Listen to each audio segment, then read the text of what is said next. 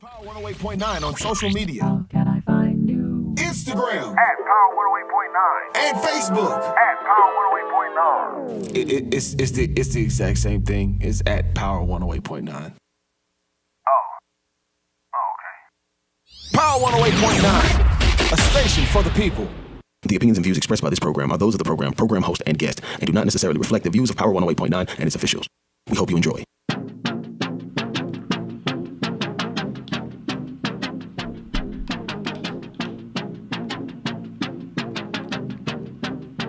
Yeah, I get lifted. Welcome, guys, to Chocolate Tangerine on Power 108.9. I'm so excited that you're here. I'll be your host this next hour. I'm Tangerine. I'm the CEO of Tactical Tangerine, and I'll be walking you through this next awesome hour of information on 2A news that you can use, okay? That's what we're going to be talking about today. And we got a lot to discuss. So come on in, sit down, and get comfortable, because we got a lot to talk about. The world is changing, okay? The world is progressing and changing in a way that we have never thought or seen before. And I just want to talk about it briefly because you know what? I'm on such a high. First of all, I got guests today. My engineer was shocked. Did you hear me? I got guests today. 2 of them. I normally try to have 1, but 2 came through the building. My veterans in arms. Let me tell you, my brothers came through today, and we're going to talk to them about some things. But first, I want to start the show off, you know how I do, with some heavy stuff. We got to talk about it. We got to discuss it because I got an opinion about it. The world is changing. There was recently an event that happened, a situation that happened. We're going to have to talk about it. This guy, right, 22-year-old, was at the mall chilling with his boo, right, minding his business.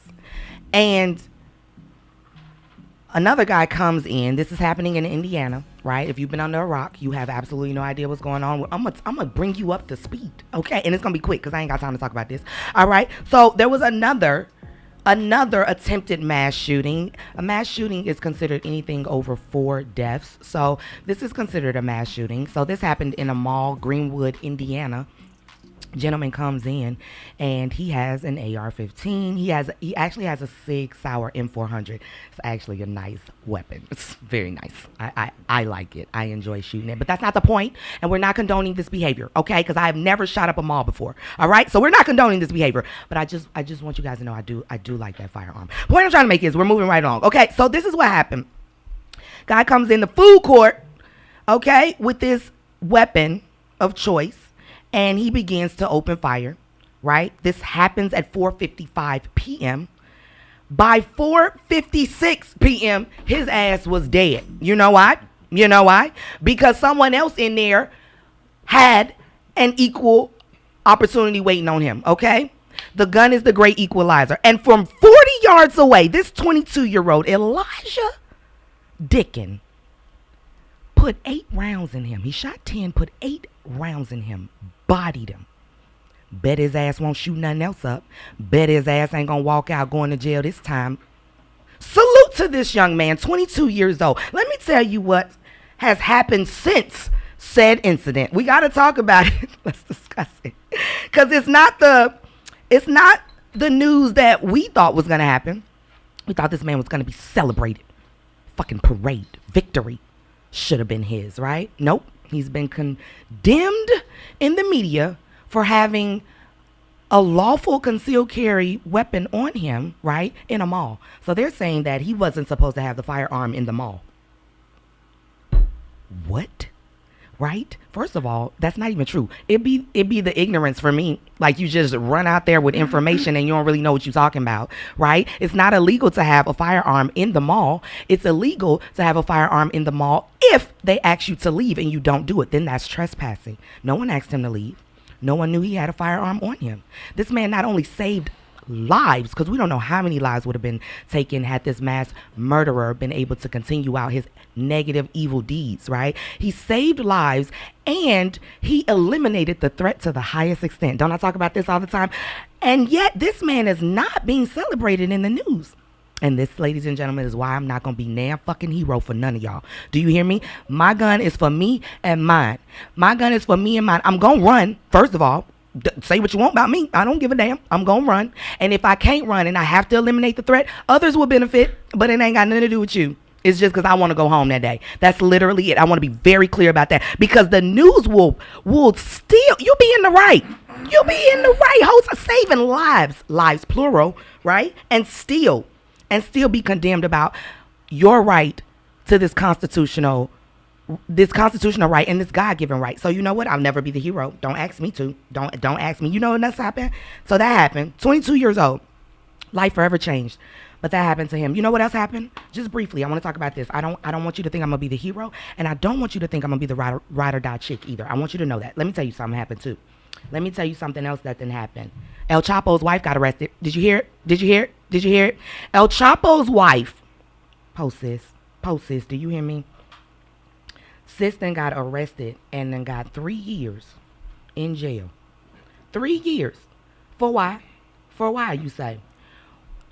Because she was married to a kingpin. She was married to someone who was just conducting his business, right? We don't know what he's doing. Some wives don't even know what their man is doing, right? She don't know. She just making sure the house is tidy up, making sure the kids go to school, doing what she need to do. She got sentenced to 3 years and 5 years probation. Do you understand? This is a plea agreement. This is 3 federal charges that she got just simply by being his wife, okay? They got her on distribution. They got her on, she has to pay $1.5 million back in restitution. And she also has 5 years probation. She might not serve all of the 3 years, but I don't give a damn if it's 3 minutes. Do you hear me?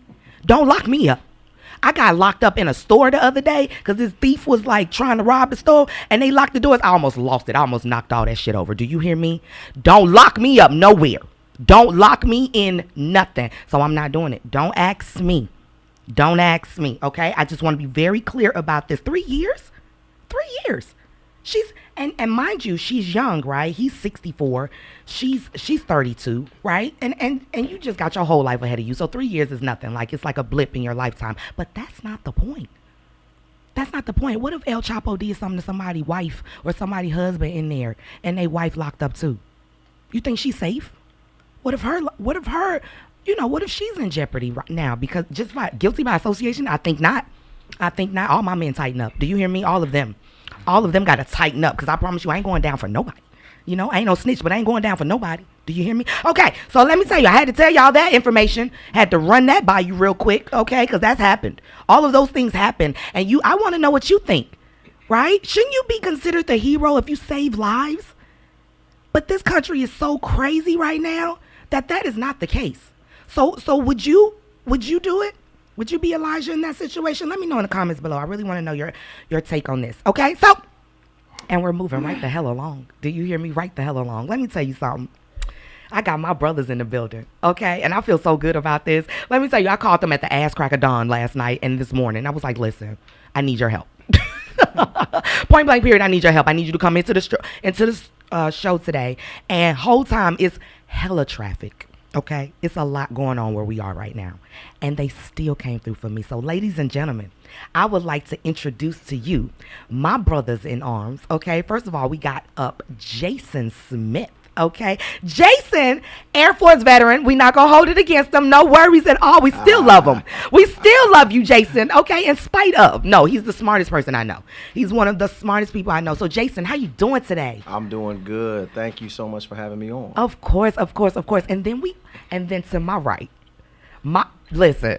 He holds a special place in my heart just by being who he is, okay? I don't even need to know no more other than the fact that he's a United States Marine Corps veteran, okay?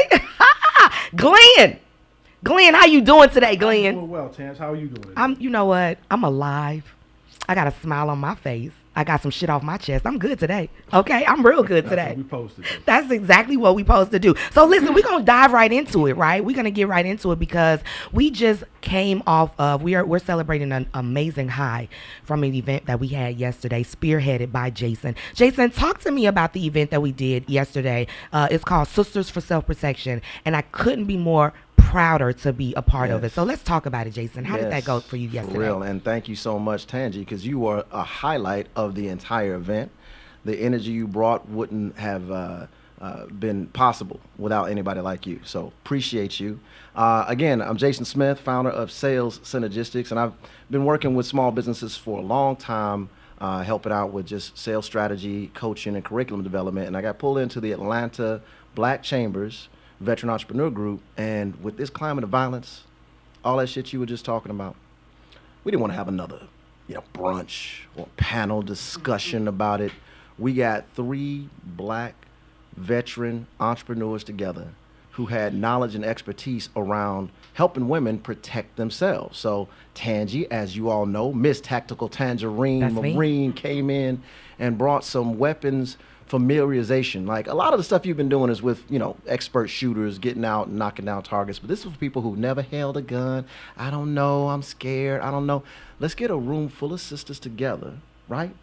And let them actually hold a handgun for the first time. Load a magazine. Try different types of weapons, larger and smaller semi-automatic pistol, shotgun, rifle. And she got to teach all of that and inspire them to want to own. After that, we brought on one of my martial arts instructors, former retired police commander, Kalfani Yabuka, who is an 8th degree Shaolin black belt with lots of martial arts experience and 30 years of law enforcement, military. He gave some further information about situational awareness, self-defense, and then got the ladies up to do some hand-to-hand combat. Lord, we learned how to move from the pimp slap to a real self-defense slap. It was right? the pimp slap for me. It was the pimp slap. Is that what did They it? felt that in their spirit. They Do you hear me? did. They reached all They the way did. back. We had some auntie slaps going on That's there, right? right. Some grandmama slaps That's happening right. there. And we got them to get it like fully strategically placed to pop those eardrums and get away and get home safe. And last but not least, my man 100 grand, Glenn Williams, came in from Bodyworks Fitness and gave the ladies a workout which was just hard enough and just soft enough for everybody to leave happy. Not to mention, he was the main attraction they stayed for. It's like, oh, he ain't taught yet? I'm going to stay here and let Glenn teach Do you me. hear me? They Do you hear were me? not Like, I'm leaving. no longer here for Tangie. I'm like, okay. All right, whatever. That's right. That's right. But that's how it went down. And again, we had such a fantastic event. Over 40 ladies showed up. Food catered by the local Green Atlanta, right there in my hood on what used to be Ashby Street, Joseph B. Lowry Boulevard. Black-owned caterer brought in some fantastic, healthy food with vegan options and fed everybody. Hosted at Team Red, White, and Blue Veteran Services Group right there on 14th Street. And we had such an amazing time that, you know what? We're going to do it again. I think we should. We're going to do this again. Let me tell you, Let's and run it back. that Let's is run it back. exactly. I love the way you just described it. Because let me tell you something, ladies and gentlemen. It was so black yesterday. It was, and I, from the depths of my soul, I was so happy. Do you hear me? From the food, everything was exceptionally done. Do you hear me? Exceptionally done. From the beginning to the end, the programs that we passed out to people looked incredible. So I was so proud yesterday. I really, really was of the accomplishment. And not only that, we had several women in the room had never touched a firearm before ever. And so they were able to get that information. And then subsequently afterwards, if they never own a firearm, still be able to defend themselves and get knowledge that they needed. And Glenn, I want to talk to you. Okay. Because let me tell you, you did just enough. If you did any more else, okay? If you would have brought in anything else, a ball or anything, we would have passed out, okay? We would have absolutely passed out. And I saw you. I saw it in your eye. You wanted to do more than what you did. Oh, yes, Let's talk about Bodyworks. Let's talk about your business and your company and Okay. what you specialize in. So Bodyworks Fitness is basically a personal brand. Basically, we go in, do personal fitness, group fitness as well. In addition to just trying to get people to understand what health and fitness is really all about. So we just take it from a level really kind of like, most people in general are not physically fit or don't want to get physically fit. We take it to a different level as far as what fitness is and how to actually apply it to your life mentally, physically, and things of that nature. Been doing it for about 6 years now. After I retired, I figured I had to do something to try to continue on with the military brand. So yesterday was kind of like, old school stuff. Everybody line up, do some jumping jacks, this, that, and the third. So as Bodyworks Fitness, I try to do something just a little bit different. It's not your normal regular workout that people go to the gym and do. It's a little extra, and people will side eye you a little bit, but you definitely get a lot out of the work we do. So I believe it, and I just even that small taste, I can't wait to actually work out with you and do some things and record it. But I want to talk about this a little further because people think, especially in the firearms industry, they think that's enough. And I'm telling them, like, if they snatch it out your hand, if you can't run away, if you can't, have enough stamina to endure the fight, right, then you're going to still lose even with your firearm. Facts. So let me ask y'all this. Do you think common civilians or anyone or people are prepared for the things that are going on right now in society? No, not at all. I mean, the world has changed so fast. It's become so violent right now. I've said to so many people, especially in the black community, violence and especially violence against women is the real pandemic. Ain't no vaccine for that. It's just about changing our mentality. And right now, the biggest part of it is that we're neglecting so many parts of our physical being, right? We're neglecting the spiritual, and more importantly, we're neglecting the physical. I really feel like in order to curb the violence, more young men need to take, combative sports, combative team sports like football or like wrestling, which is, most people don't know how much of a team sport that really is, to get a lot of that energy out that a man needs to cultivate, to get it out in a positive way. There's no such thing as toxic masculinity. It's useless masculinity. So you got to put it into something like a fitness related violent sport, even if it's just powerlifting or something. Get into something where you can get that out of your system so you're not taking it out on your sisters. And the other thing is just we as a society are just so out of shape that we just feel so afraid because we're so out of shape, because we don't have any skills in our hands to defend ourselves with martial arts, that we have to resort to a gun. I'm a gun guy. I'm a gun guy. Of course. But I wish we weren't a gun society. I wish we weren't where we were. I wish people could knock motherfuckers out so we didn't have to go resort to guns. That's There'd be right. a lot more brothers and sisters alive today. So the more we get into hand-to-hand combat and fitness, the better and safer I think we'll be. The more dangerous we can make ourselves, the more respect we'll have for each other, unless we need to resort to guns. right. My thought process is more or less, it's a mindset change because the world has changed so differently from where, if you take a step back just in the 90s, things felt a little bit more safer back in the 90s, right? 2000s and now 2022, you feel different. The environment is different, and you shift change because it can happen anywhere. It used to be where, okay, if it's something, there was a mass shooting someplace, it was maybe in a parking lot or something of that nature. But now it's more prevalent, or it can be more prevalent to happen in Walmart or in a grocery store or anywhere. Whereas before, it was kind of like localized. But now, I'm gonna go anywhere without my Nina. As you shouldn't. As you should. I wouldn't recommend it. Exactly. So taking it back to, the women's perspective, we have gotten so far away from protecting our women that women almost have to protect themselves. Okay, no problem, as well as they should. But it's more or less now, it is a priority that women should be able to protect themselves. Don't be fearful of having a firearm and to be able to use it if necessary. So, it's just more or less the shift has changed and will continue to change further depending on which way we go politically. So I definitely fear that, instead of taking 4 leaps forward, we have definitely taken 8 steps back to where we were as a people. We definitely need to be able to combat that change, not as they did back in the day, but as we should going towards the future. Right? So do we know what that looks like? Because I'm just trying to figure out how the hell we got here, right? Is this when we took religion out of schools? Is this when we took competition out and give everyone participation grades, like participation ribbons? Like, when did this happen where we have a generation of soft people who can't take criticism, who can't be talked about, who can't lose in anything, and then they'll just shoot up everything if they have an unhappy day or their girlfriend break up with them. When did this happen? I mean, this is a deeper point, but this has come up a lot of times about what has happened to the sissification of black men in this country and things like that. And it goes back to the thing I was saying about unneeded or useless masculinity, right? There's something about the music back in the 90s, right? We were coming out of the birth of hip hop where people were living in situations where they needed that level of aggression and that level of self-protection for where they were, and the opportunities weren't there. Some of those artists weren't even making that kind of money either, while they were putting out, records like NWA and things like that. They were speaking about needed, necessary levels of violence, where now we're here in the 2020s, it's sort of a cartoon of what it used to be.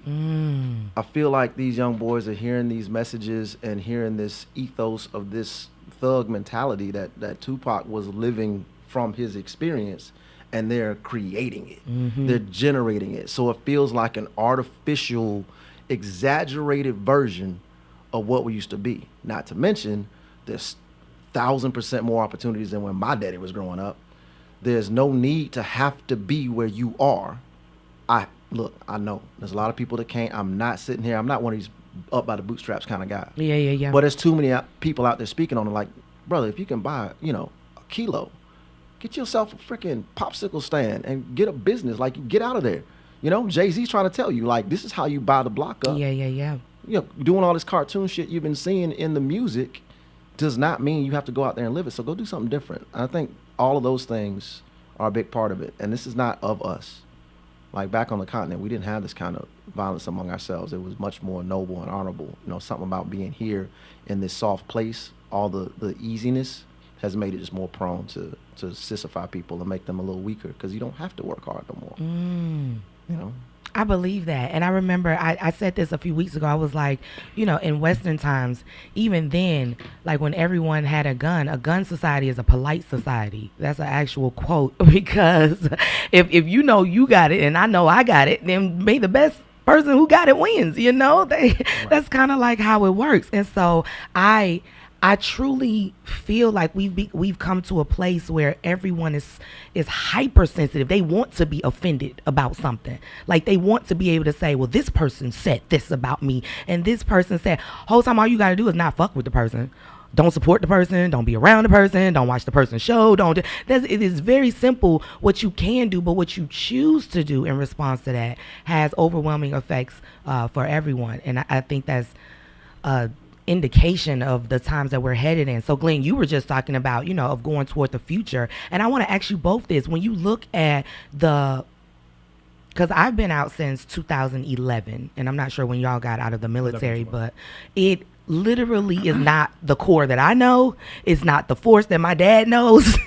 You know what I'm saying? Like, everything is different, and qualifications have changed. There's a softness even to the military. Right. What do you think about that, Glenn? So again, I retired in 2011 as well. And what was your rank? I was a master sergeant when I retired. So you had actual Marines under you that you were in charge of. Yes. What was your leadership style before you answer? It was I was more of I wouldn't say soft, but it wasn't the aggressive, that type of got you. So okay. I treated them just like they was my sons and daughters. So okay. that kind of mentality, that kind of mentorship.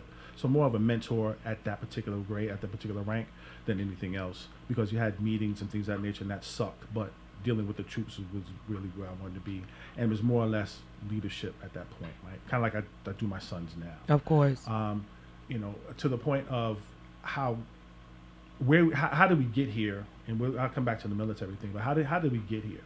I think it's basically, it's by design that we have been herded into a place to be soft and be passive because of other people's fears of where we're going and how we intend on getting there.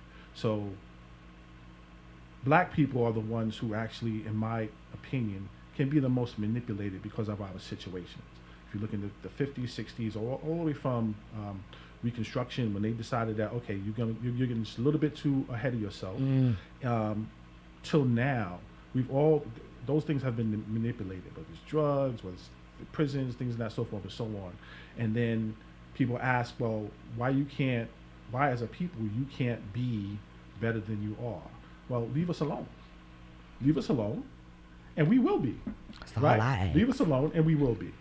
Right. We'll be a whole lot better than we are. Leave us alone. You don't have to pump drugs into the system. You don't have to do this, that, and the third. Leave us alone, and watch us fly.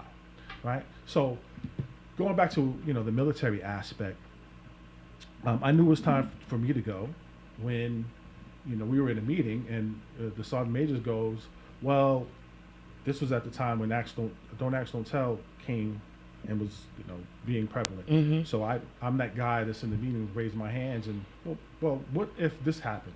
Well, then you act like you're supposed to act, Master Sergeant. Well, what if this happens? Well, you have to act like you're supposed to act, Master Sergeant. And I'm like, well, what if said Marine walks in and put his hands on his hips and said, this Marine's a bothering me?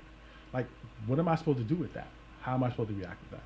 So, it was that change, and I think from that point on, I'm going to say it went downhill, because the Marine Corps is always going to be the Marine Corps. The service is always going to be the service. It is what it is. You have a duty and a responsibility to this country. But at the same point, we are a microcosm of society. So what happens in society happens in the military as well. It doesn't change. It's just the same thing. It's a little bit more hidden, and we have more structure to either deter it or adjudicate it. But it's still the same situation. It doesn't change. Let me tell you how right you are, Glenn.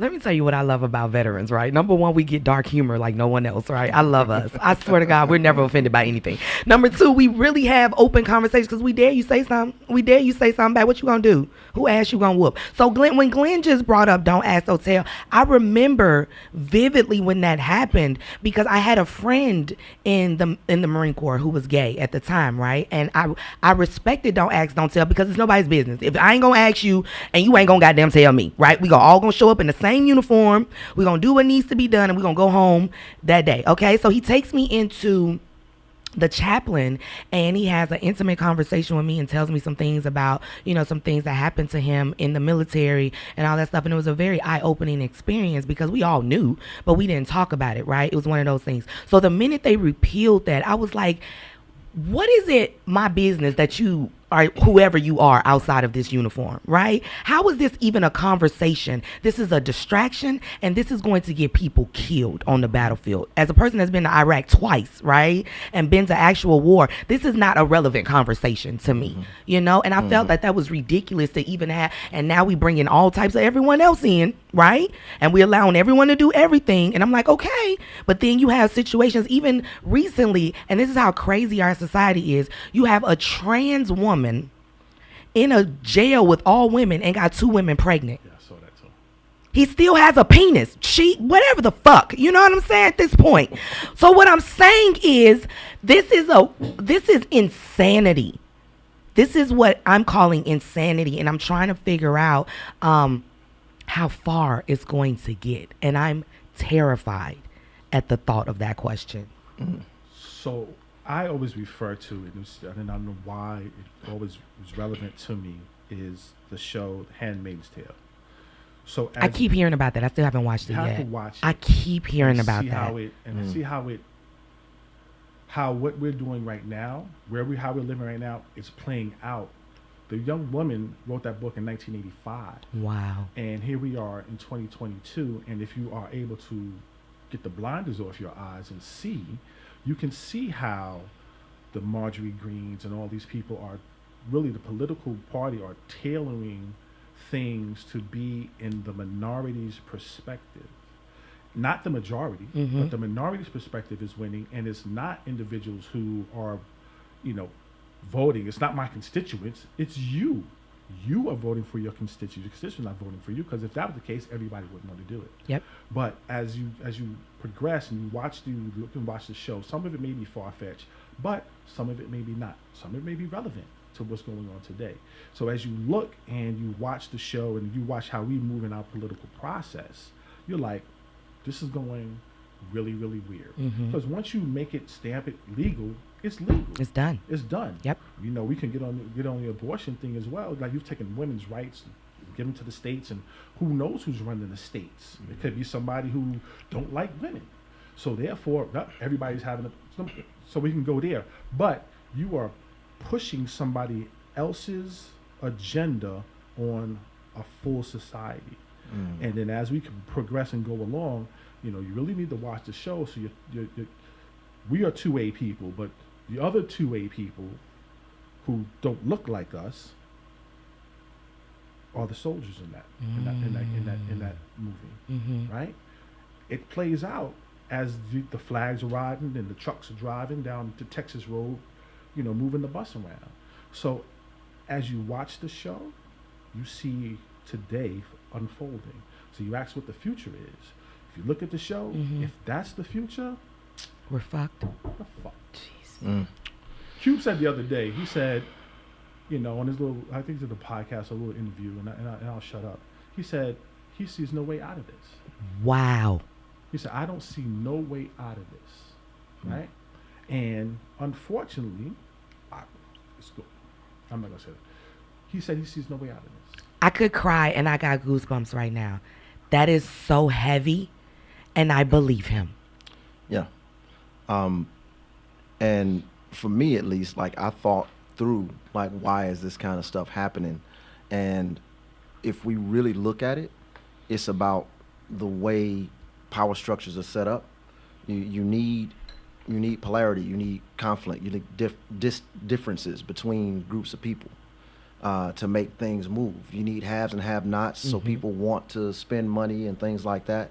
And the more easy times and the more integration and the globalization of the world puts different groups of people together, and powerful forces like the military, where the only color that mattered was the color of your uniform. That's right. And you were going for a real purpose to defend the person next to you. Let's be honest. Like, I mean, you know, a lot of people get into the military maybe because of some family history or some political bullshit. But once you get to it, you're there to protect the man to your left. That's right. You're trying to protect that person next to you and get home safe. That's really it. That's it. And now you all become brothers. A weird kind of brotherhood And where sisters. you got, And sisters. yeah, man. Yeah. Well, you got skinheads who are now dead set brothers with Black Panthers because of that time in the military. That's happening in society as well. And the infamous they need us to be caught up in being so incensed that we're talking about whether or not this guy chooses to cut his dick off or not, you know, and these things that are very intensely personal. I'm huge on individual liberty. I'm huge on freedom. But I think we shouldn't give a damn about what someone else is doing. But the power structures need us to be divided. Because when you're divided and you're not unified, umoja, unity, brings power. It's a principle of war. Mass maneuver, objective offensive, surprise, security, simplicity, unity of command is one of those things that get groups of people to be able to do something. And you, me, and otherwise, all these black people together can be worried about whether or not one person is sleeping with another person. We're too busy to get together and make shit happen for ourselves. And that doesn't just mean black people, but poor people anywhere. That you need people to be divided, so they're too busy to get together and move the political structure and the socioeconomic structure the way they want to go. So as we discuss these things, don't forget that this debate and this frustration and anger we might feel about these topics are the sideshow to distract us from the real shit we need to do, which is get together and combat important things like, why do we have so much violence against women, right? So shout out to the sponsors that helped us out for this organization, Partnership Against Domestic Violence. You know, they have a mission where they're going out and actually healing women and children in Metro Atlanta area and housing people and feeding them. We could all get behind that. Atlanta Black Chambers, huge supporter of what we did. Trying to make sure that every black business that's out there has got the connections and the resources to be successful. We can spend all the time talking about that. But yet we got to give a damn that some trans person got some women pregnant. It doesn't mean a damn thing to us. We don't need to give a damn about that. But they got us talking about it, don't they? And we're not talking about how we're going to get together and make something happen. So as we get into these debates about societal issues that are related to, civil liberties, abortion or not abortion, transgender or not transgender, don't forget that there are weapons to destroy unity, and find some way to connect across those divides so that we can do shit that matters, like sister self-protection. Those are the things that really matter when we come together and make something happen. The more we're busy talking about this shit, we can't get together and make real stuff happen. I agree. So, and what I want to discuss, because that's a brilliant point, and I want to know, especially for our community, right? When you think of planning, right? Military is a great example of that. When you think of the mission, right? They go 200 years in advance, right? To think out the plan, right? And here we are trying to get through tomorrow. You know what I'm saying? So I really, from a black, y'all, let me tell you something. This is a safe space for y'all. Do you understand me? I love me some black men. Do you understand me? And so when I say that, I only know powerful, alpha, strong black men. I don't know of weak men who can't articulate themselves, can't defend themselves, who have problems, doing the things necessary to defend or protect black women. I don't know those men. And so when you think about our community as a whole, do you think we have more of the protectors or more of what we're seeing projected on television or what's projected, on Instagram or, those beta men? So, from my perspective, the way I see things is this. You have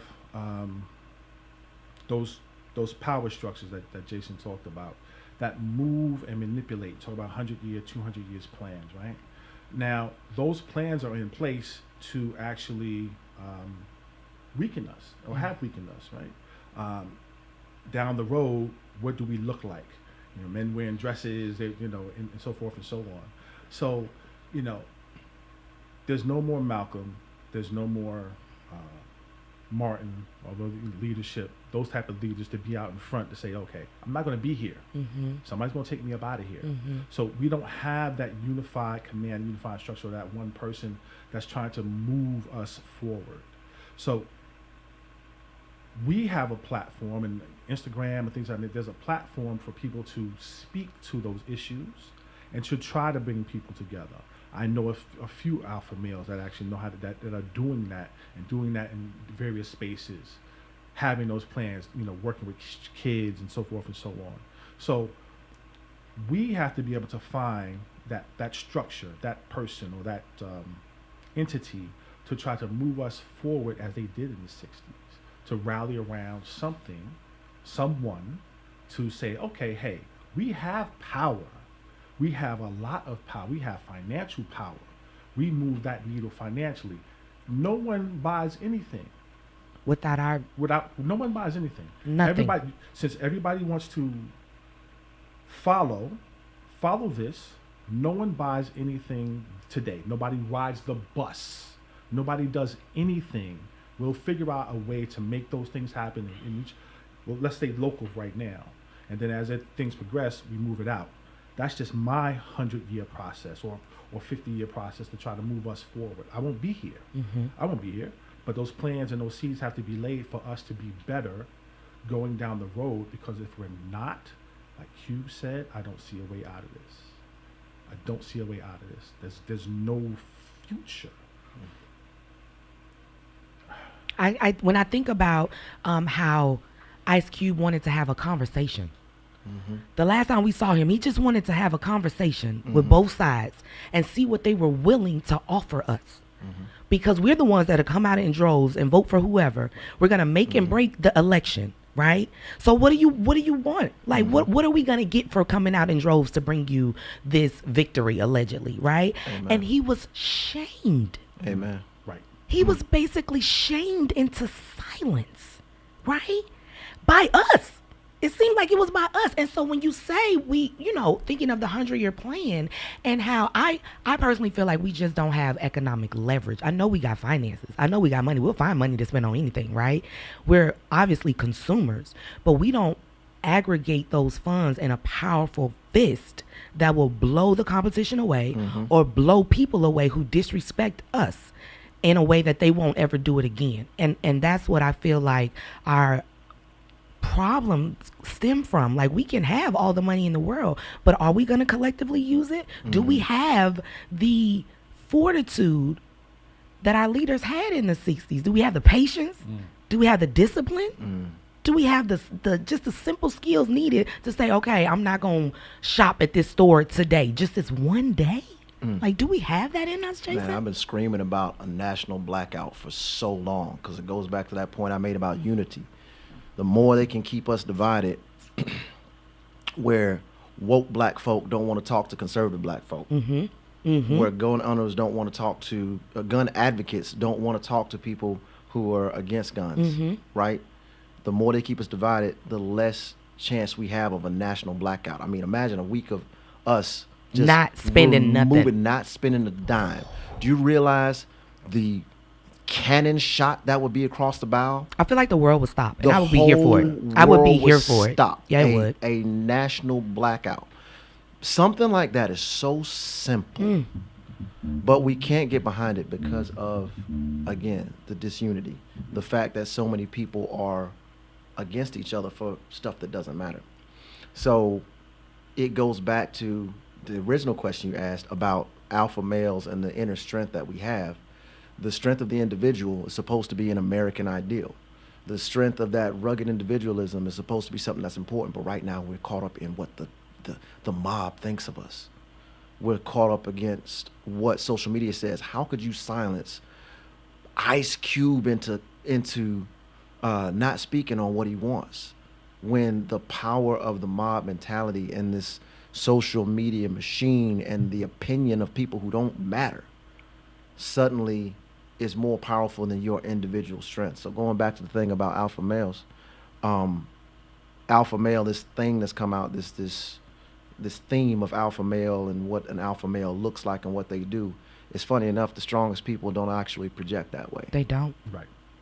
If If you are prone to anger and you are a real nigga, you don't speak on everything you say, I come from a place of fear, of weakness, that you have to defend every slight, every noise. You can't just be like, okay, and go move so that you don't have to deal with someone who's weaker than you, right? You address things without that sort of projection. So again, that inner strength is a function of individualism. Like, you as an individual have done enough hard things in your life that you're confident in who you are and what you can do. And because you've done enough hard things in your life, you know what you want now, because you've had enough struggle. And that doesn't mean you grew up in the gutter. That means that you did something hard, right? And you've heard the adage, and the one thing that we add to that, the old adage about hard times make strong men. Strong men make easy times make weak men. Weak men create hard times. You could add to that for any group of people you want to keep down. Right? So if you want to keep them down, make it easy on them. Take all the hard work away. Wow. Let's make some Instagram millionaires. Wow. Let's start paying strippers for doing not a damn thing. Not Like, one thing. you don't even have to sleep with me. Nope. You don't gotta. You ain't got to strip no more. You gotta strip no more? You ain't got to do Hold up. nothing. Wait a minute. Let's trick these weak men into paying people to look at women's feet on OnlyFans. Listen, don't judge them. So now don't we do don't that. have We to don't do work. It's a safe space. But now you don't have to work. Yeah, I ain't one of them, so I feel safe as hell saying that. But I'm saying, though, you got people that are now not, they're seeking so much comfort in their lives that they're not willing to do the hard things, that we're attracted to people who do, whether they are for us or not. So going back to you, Glenn, you had a very peaceful, calm, fatherly leadership style. For those of y'all that can't see Glenn, He big as hell. this is a mountain of a man. Big as hell. Do You hear don't want to me? mess with Glenn, so you can speak softly, because everyone knows this man not only is big, there's big people, but this man has done the work to Yep. sculpt and work his body. Yep. Right? That projection of the work you've done in the past, it just manifests and it carries itself, and now you earn respect for the work you've done. And people walk around who've lived a life that should not be respected, feel as though they need to be more confrontational, and they need to find something to fight other people about, and that leads back to the unity. And that's where this weak man thing comes from. You're just not working hard. You're not doing enough martial arts and football and starting your own business. You're just gonna work a job your whole life. Like, go do something hard, and things will get better. You'll be a stronger person for it. So that's where I'm at on that. I mean, I got a little bit, off topic there, but still, that's what it comes down to. It's like, we need struggle. It's the wind that makes the trees grow strong. I think y'all done pissed Jason off. Y'all done upset him. He feel a way about this. And I love this because, let me tell you, right? I'm a Libra. I see both sides of everything, right? And I also like to play devil's advocate, right? So let me ask y'all this. Has the American dream changed in such a way that we don't want to work hard no more? Like, we don't feel like we need to. Meaning, let me give you an example, right? In the 60s, men could change a tire, okay? Men could fix things. Men could do things. Women cooked. Women had babies.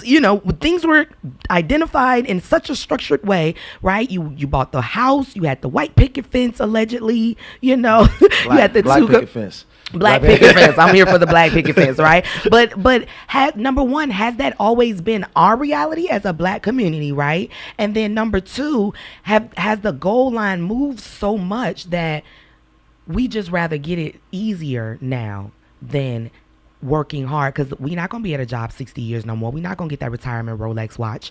So we gonna be on Instagram throwing that ass in a circle and getting 10 grand a night for it. Ain't that easier? Ain't that better? So I saw this thing a couple of years ago. It said OnlyFans has made 100 millionaires in 5 years. 100 Repeat that. 100 millionaires in 5 years. And I could be off a little bit, right? So, work easier. No, not smarter, but work easier. The landscape has changed. So if I can do a podcast, or I can say something, and I can do pictures and get followers, and Instagram is going to pay me millions, why would I have to go back to work? I have to go back to work. I can do this, right? Because it's easier. It's not hard labor, things of that nature, because the dynamics and the goal has changed on how business is actually done and accomplished. So if you are not on social media pushing your product or whatever you're doing, you are not in the game, right? You're not advertising, you're not doing anything. You're almost like you're nobody. Yep. So you have to be in those spaces to actually make money. So now I am unskilled. My school, I went to college, I've done everything I'm supposed to do. I'm not making money. So it cost me $250,000 to go to school for a $70,000 a year job. It will not make up the money. Why would I have to do that? Unskilled high school kid that has talent to speak, talent to do something, flip a bottle, whatever it is, he gets followers in the millions. Instagram is going to pay him or her to do that, to flip a bottle and do stupid stuff. Why should I have to go to McDonald's or Burger King, where the guy was working for 27 years and he got a Happy Meal and not even a real watch, but people on GoFundMe and this and that gave him $250,000 because they felt that was a shame. So again, the dynamics have changed. Let's go to fast food for a minute. Pretty soon there'll be 4 people working each shift at a Burger King or McDonald's. Easy. I will not need those people. Nope. Because again, $15 an hour, you want to make it? I can make this robot who I've paid $1 million for it. I'm going to get my money to flip the burgers, right? So 4 people on the shift. We'll pay you $15. We'll pay you $20 an hour to come here. But that machine is going to do the vast majority of the work. And then after another 2 years, it's only going to be 2 people. A few more years after they perfect it, it'll be nobody. Zero. Be nobody there. So all those skilled labor jobs, we talked about the great, what did they call it? The great resignation. The great resignation. Yes, you're going to have a resignation, because why should I work hard when I don't have to? I ain't got to do that. I can be on social media and have billions of followers that's going to pay me. That's right. Now, is that a game as well? Yes, it's a game, right? Instagram and the algorithm, things of that nature is going to pay people this, that, and the third. But I'm no longer going to strive to do and be better or work harder. I'm going to strive to do something that's going to get me notoriety and likes and followers and so forth and so on. That's what I'm going to get. And that's where I'm going to work, and that's where I'm going to put my effort. Jake Paul was nobody. Wow. He was Wow. nobody. He has a vitamin water out. He done bought Sold the out. best in the world. Sold out all over the world All and doing other things. Do you hear me? It's nobody. Nobody. So nobody can become somebody in a short period of time and make millions.